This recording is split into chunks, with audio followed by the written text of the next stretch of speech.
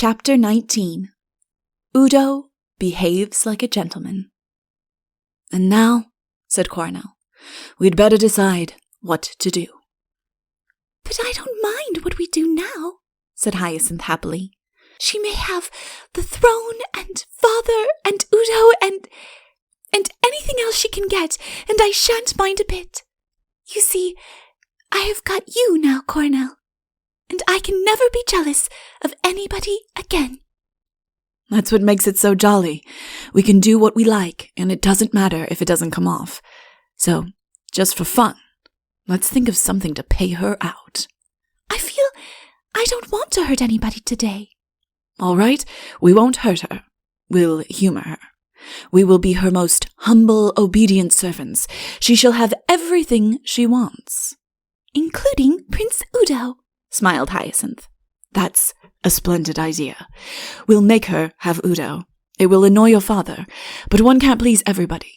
Oh, I can see myself enjoying this." They got up and wandered back along Wiggs's path, hand in hand. "I'm almost afraid to leave the forest," said Hyacinth, "in case something happens." "What should happen?" "I don't know, but all our life together has been in the forest, and I'm just a little afraid of the world." "I will be very close to you always, Hyacinth." "Be very close, Coronel," she whispered, and then they walked out together. If any of the servants at the palace were surprised to see Coronel, they did not show it. After all, that was their business. "Prince Coronel will be staying here," said the princess. "Prepare a room for him and some refreshment for us both." And if they discussed those things in the servants' hall of those days, as why should they not, no doubt they told each other that the Princess Hyacinth, bless her pretty face, had found her man at last. Why, you only had to see her looking at him. But I get no assistance from Roger at this point. He pretends that he has a mind far above the gossip of the lower orders. "I say," said Coronel, as they went up the grand staircase, "I am not a prince, you know. Don't say I have deceived you." "You are my prince," said Hyacinth proudly. "My dear, I am a king among men today, and you are my queen. But that's in our own special country of two." "If you are so particular," said Hyacinth with a smile, "Father will make you a proper prince directly he comes back." "Will he? That's what I'm wondering.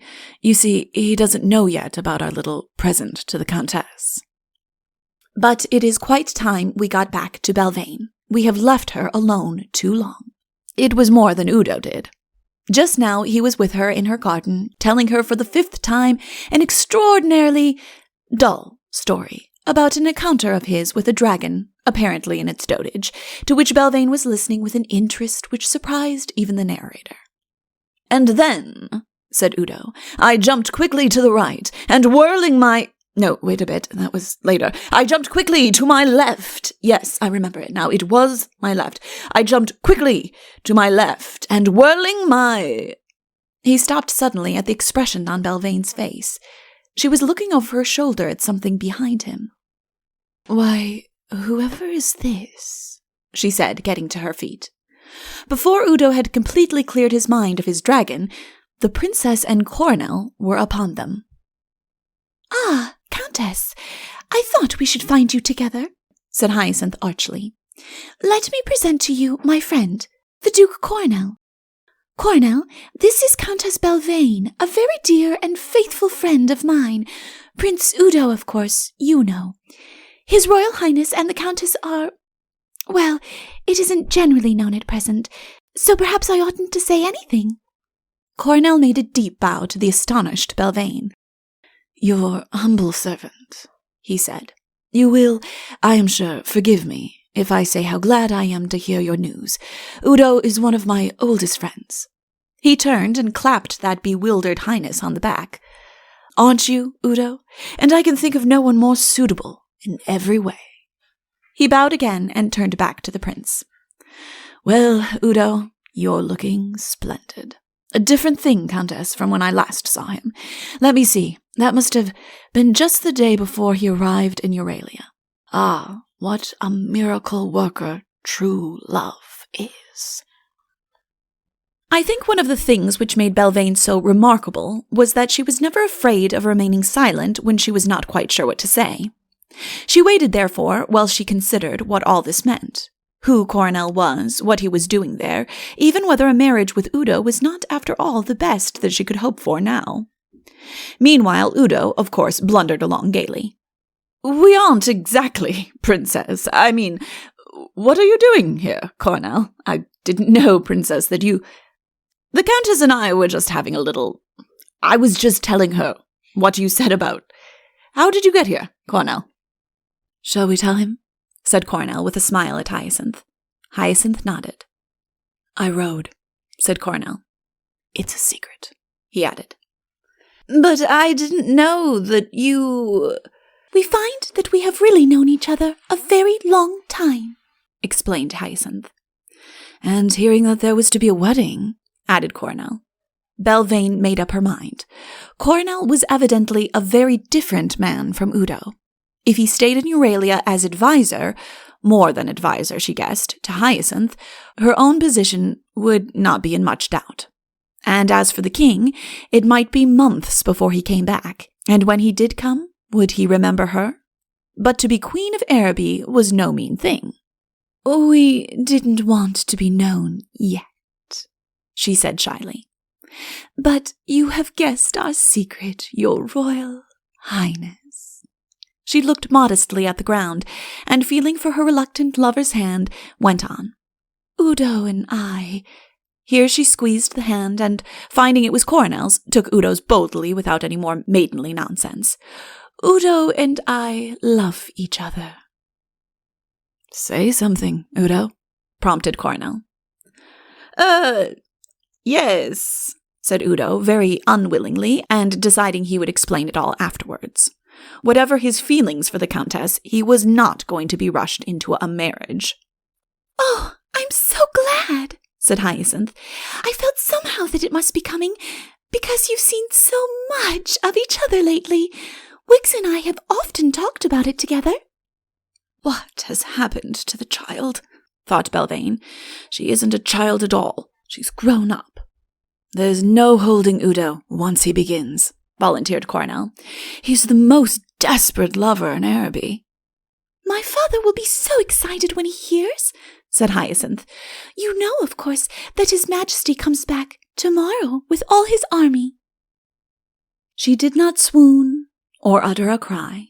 She did not plead the vapors or the megrims. She took unflinching what must have been the biggest shock in her life. "Then perhaps I had better see that everything is ready in the palace," she said, "if your Royal Highness will excuse me." And with a curtsy, she was gone. Coronel exchanged a glance with Hyacinth. "I'm enjoying this," he seemed to say. "Well," she announced, "I must be going in too. There'll be much to see about."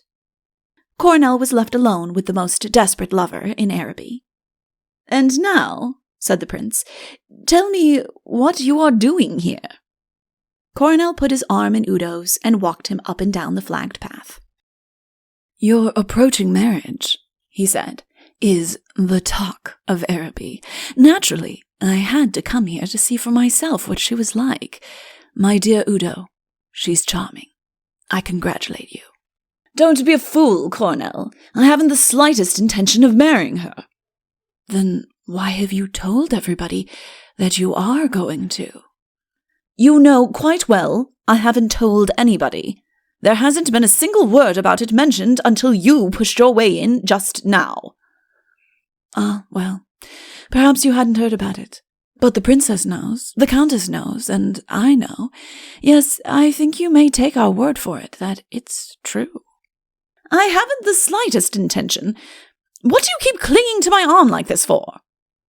"My dear Udo, I'm so delighted to see you again. Don't turn your back on old friendships just because you have found a nobler and a truer... Oh, very well.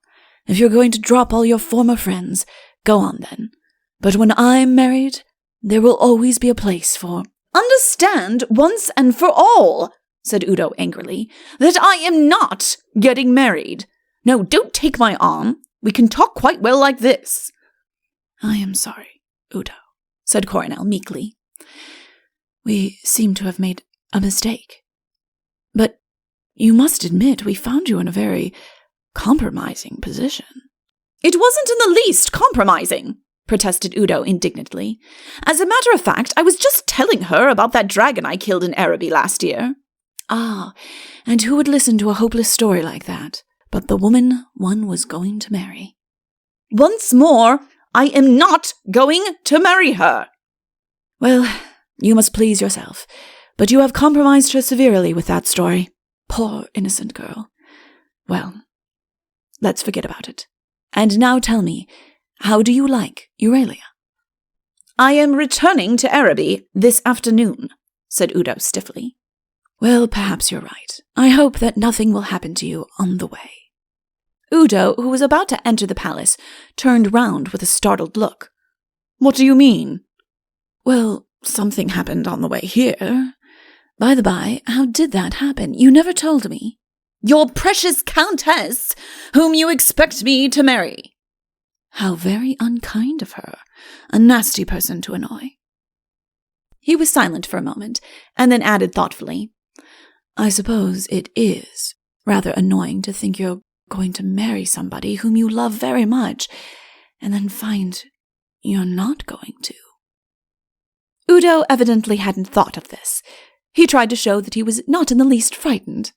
She couldn't do anything. It was only by a lucky chance she did it last time. Yes, but of course the chance might come again. You'd have the thing hanging over you always. She's clever, you know, and I should never feel quite safe if she were my enemy. Lovely flowers, aren't they? What's the name of this one? Udo dropped undecidedly into a seat. This wanted thinking out. The Countess. What was wrong with her after all? And she evidently adored him. Of course, that was not surprising. The question was it fair to disappoint one who had perhaps some little grounds for...